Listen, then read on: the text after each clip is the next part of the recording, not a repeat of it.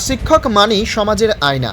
এখন নীতিকথা হয়ে দাঁড়িয়েছে এই দিনটি। বিভিন্ন উপহার সামগ্রী লেনদেনে শিক্ষার হালখাতা বলে কটাক্ষ করে থাকেন।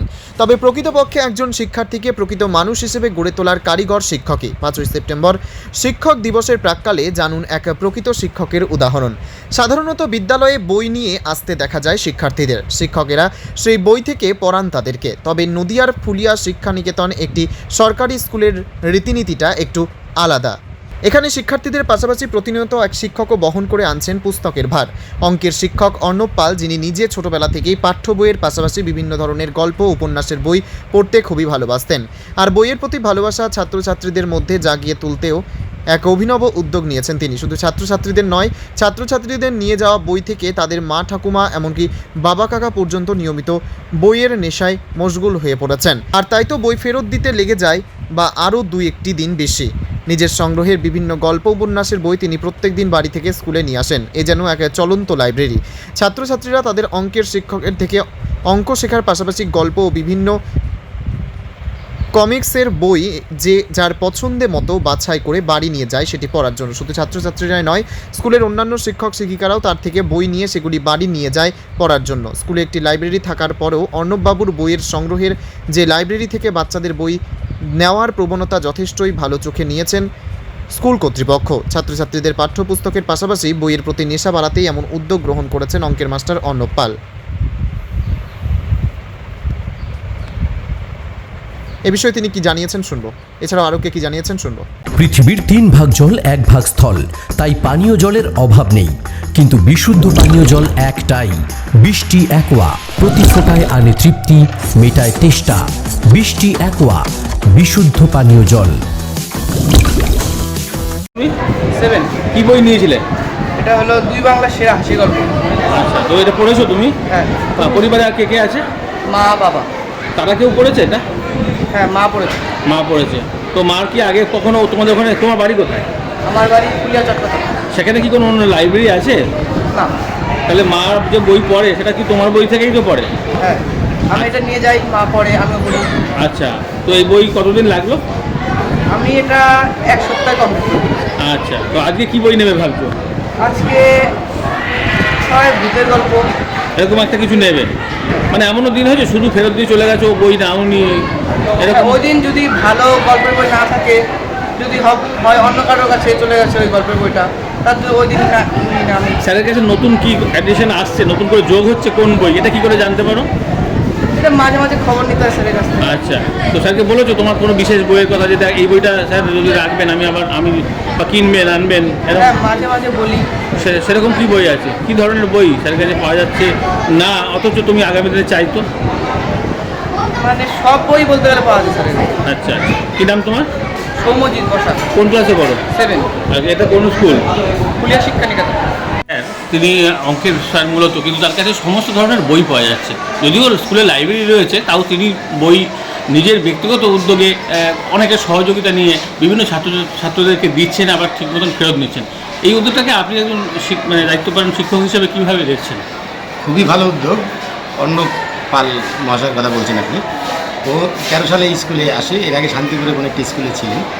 তো এখানে আসার পরেই দেখেছি কচি কাচাদের সঙ্গে একটা আলাদা সম্পর্ক তৈরি হয় ওর, এবং প্রচুর ছেলে আছে যারা বইকে খুব ভালোবাসে, বই পড়তে ভালোবাসে, এবং ওদের দেখা দেখি আরও ছেলেমেলে বাড়তে বাড়তে এমন একটা জায়গায় গেছে এখন রীতিমতো একটা মানে মিনি বলবো না, এটা একটা নর্মাল লাইব্রেরি হয়ে গেছে ওর কাছে। আমাদের স্কুলের স্টাফ রুমেও হয়তো আপনি দেখেছেন যে সেখানেও কিছু বই রাখা আছে, প্লাস প্রতিদিনই ও বাড়ির থেকে প্রচুর বই নিয়ে আসে। এর বাইরেও একটা গুণ ওর আছে, সেটা হলো স্কুলের প্রচুর ছাত্রকে ক্লাসের বাইরে এক্সট্রা সময় দিয়ে পড়াশোনা করানো। এটাও অনেকেই জানে না, এটাও কিন্তু একটা এক্সট্রা গুণ। সব টিচারদের মধ্যে সেই সময়টা আমরা পাই না, কিন্তু ওকে পাওয়া যায়। মানে কি শনিবারের পরে? শনিবার ছুটির পরে, স্কুল নর্মাল ছুটির পরে, গরমের ছুটি, পুজোর ছুটির মধ্যেও। সেটা কি কোনো ছাত্রছাত্রী বাড়িতে কন্ট্যাক্ট করে স্কুলে আসে ছেলেরা। ও, স্কুলে এসে ওই স্যার আগে থেকে বলে রাখে একটু ঘরটা খোলা রাখতে, স্কুলে এসে পড়ায়। মানে পড়ায় বলতে ওই নর্মালি কোনো সমস্যা থাকলে সেগুলো নিয়ে আলোচনা করা। তো আরেকটি বিষয় হচ্ছে, স্কুলেও তো লাইব্রেরি চলছে, তো সেক্ষেত্রে প্যারালাল একটা চলছে, এক্ষেত্রে কোনো অসুবিধা হয় না? অসুবিধা বলতে একটু হয়তো স্টাফ রুমে যেহেতু টিচাররা বসেন ওখানে সামান্য একটু সমস্যা হয়, কিন্তু ছাত্রদের স্বার্থে সেটা আমরা না করি না। এটা ভালো উদ্যোগ।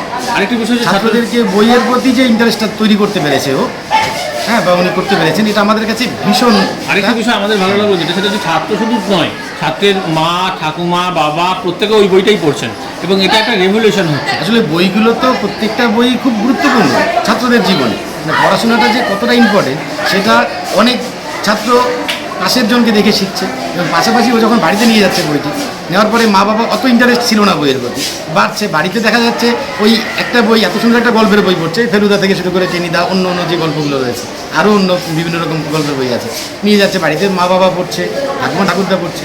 এই যে একটা মানে বিপ্লব ঘটিয়ে দিচ্ছেন ভিতরে থেকেই, একদম নীরবে, কোনো প্রচার নেই, কোনো বিজ্ঞাপন নেই, কিন্তু স্কুলের কম বেশি আমি জানি 300-র বেশি ছাত্র ওর সঙ্গে ডাইরেক্ট যোগাযোগ রাখে শুধুমাত্র বইয়ের জন্য, আচ্ছা, স্কুলের পড়াশোনার বাইরে। সেক্ষেত্রে তো এখন দেখছি আপনাদের অন্যান্য শিক্ষকরা ওনাকে বই দিয়ে সহযোগিতা করছেন। হ্যাঁ, শুনলাম শুধু যেটা। তাই না, মানে আমরা নিজেরাও প্রচুর বই, আমি নিজেও ওর কাছ থেকে নিয়ে বই পড়ি। আমার স্কুলেরও টিচারদের মধ্যে অনেকের মধ্যেই এই বই পড়ার নেশাটা তৈরি করে দিয়েছেন উনি, আচ্ছা, তার মধ্যে আমি একজন। আমার আগে পড়ার একটা ইয়ে ছিল, পরবর্তীকালে হয়তো একটু সরে গেছিলাম, এখন আবার কিছু বই পড়বো, পাচ্ছি না, অন্য আমাকে একটা বই দাও, এই বইটা দাও, ঠিক দিচ্ছে, আমি পড়ছি, ফেরত দিচ্ছে, এরকম অনেকেই আছেন আমার স্কুলে। সেক্ষেত্রে যে স্টাফ রুমে এই যে টিফিন টাইমে একটুখানি ফাঁকায় থাকতে ভালোবাসেন, কারণ তারাও খাওয়া দাওয়া বা অন্যান্য কাজকর্ম করে থাকেন ব্যক্তিগত স্তরে, সেক্ষেত্রে ধরুন স্টুডেন্টরা ঢুকছে, আসছে, যাচ্ছে, এটাও তো একটু অসুবিধা। ওই যে বললাম যে সাময়িক একটু অসুবিধা হয়, কিন্তু বৃহত্তর স্বার্থে আমাদের স্কুলে আসা মানেই তো মূল ছাত্রদের উন্নতি করা, ছাত্রদের শারীরিক এবং মানসিক বিকাশ ঘটানোই আমাদের মেইন কাজ।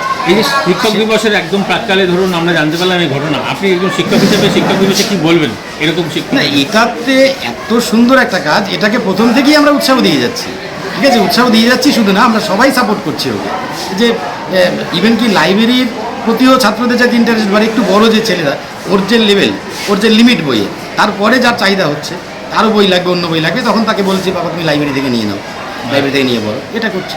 আর ওকে তো সবাই সাপোর্ট করছি ভীষণ, স্কুলের প্রত্যেকটা টিচার ওকে ভীষণভাবে সাপোর্ট করে।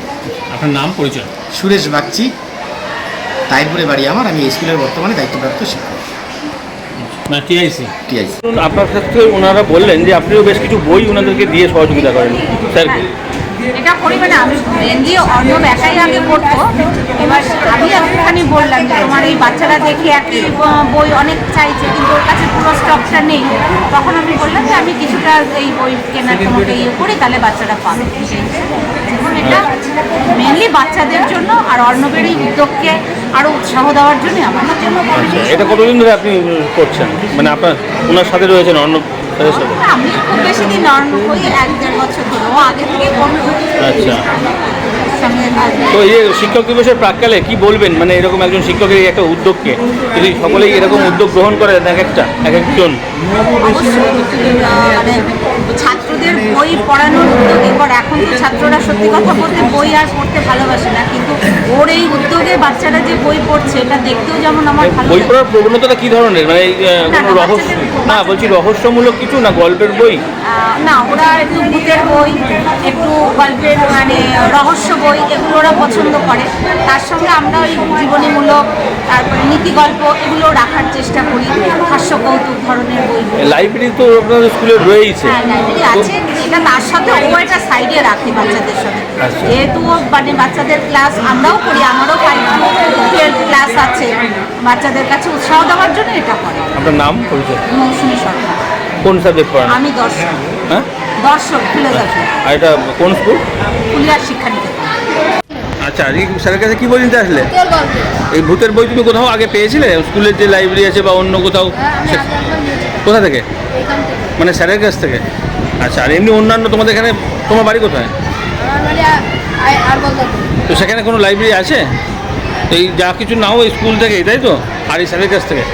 তো এই বইটা কতদিন মোটামুটি লাগতে পারে পড়তে? হ্যাঁ, 6 দিনের মধ্যে হয়ে যাবে। এর আগে কি বই নিয়েছিলে? সেটা ফেরত দিয়েছো ঠিকঠাক সময়? আবার এটা নিয়ে যাচ্ছ? তুমি পড়ো আর বাড়ির কেউ পড়ে, মা বা বাবা? আর কি আছে বাড়িতে? আর ভাই বোন, দিদি? তো বুনুকে শোনাও পড়ে। কি বই নিয়েছো আজকে?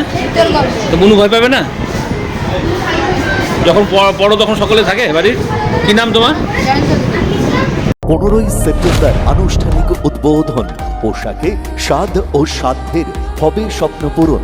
সর্বভারতীয় শাড়ি ও রেডিমেড পোশাকে সবার মাঝে স্বাদ পূরণ।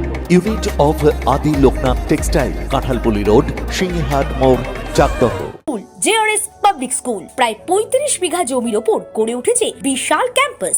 নার্সারি থেকে শুরু করে উচ্চ মাধ্যমিক, ITI college, law college, BEd college ভর্তি চলছে। জেআরএস পাবলিক ব্যালকনি বা সিঁড়ির রেলিং, মডিউলার কিচেন বা ড্রয়িং রুম, এক কথায় আপনার স্বপ্নের বাড়িকে করে তুলুন আরো সুন্দর। Chakdah ply centre, gorgeous look বা কোয়ালিটি সবে 3 নম্বর 1 Chakdah ply centre. Chakdah ply centre, KBM, Chakdah, Nadia. কোথায় ইনভেস্ট করবেন, কেন করবেন বুঝতে পারছেন না তো? সঠিক গাইডলাইন পেতে আজই আসুন নদিয়ার চাকদাতে নিবেদিতা প্রাইভেট লিমিটেডে। Nivedita private limited, marketing and distribution service. Chakda aluminium centre, ply, কাঁচ, laminates, kitchen fittings, door lock, window ও অ্যালুমিনিয়ামের খুচরো ও পাইকারি বিক্রেতা। চাকদা অ্যালুমিনিয়াম সেন্টার, পূর্বলালপুর 50 নম্বর রেলগেটের পাশে, চাকদা, নদিয়া। হোমওয়ার্কটা করেছো? হ্যাঁ স্যার। এ বাবা, ভুল করেছো কেন? চোখে কেমন ঝাপসা দেখছি, লিখতে আর পড়তে খুব সমস্যা হচ্ছে। চাকদার মডার্ন অপটিক্স থেকে ভালো চোখের ডাক্তার দেখিয়ে নাও। প্রতিদিন প্রকৃত চোখের ডাক্তার ও দৃষ্টি বিশেষজ্ঞ মডার্ন অপটিক্স, চাকদহে। স্যামসাং, জিও, রিয়েলমি, নদিয়ার একমাত্র অথরাইজড ডিস্ট্রিবিউটর ঘোষ কমিউনিকেশন, থানার মোড়, চাকদা।